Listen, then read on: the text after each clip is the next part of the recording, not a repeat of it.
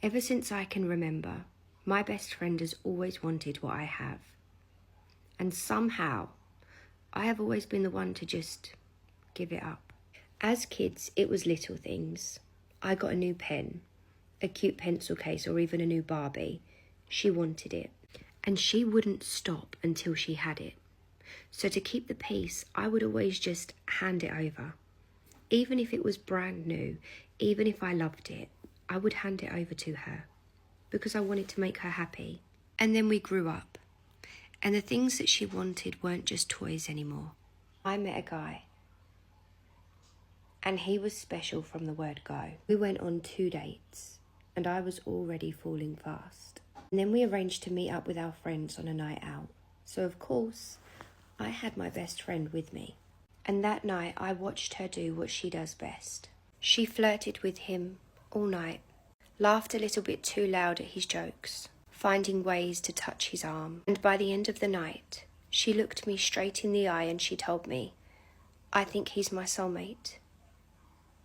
And like always, I just stepped aside. I told him I wasn't interested anymore, and I just let him go. For her. Now it's 6 months later. They're still together, and every day is a battle for me. Because deep down, I know that I was falling for that man. And I know those feelings are still there. They haven't gone anywhere. And I just don't know how to move on. For my whole life, I have always been the girl that just steps aside. The girl who gives up good things. Things I love to keep the peace. To keep people, mainly my best friend, happy. I don't want to be that girl anymore. I don't want to be the one who's left with the scraps while everybody else walks away with everything I've ever wanted. So this time, I decided to go for it.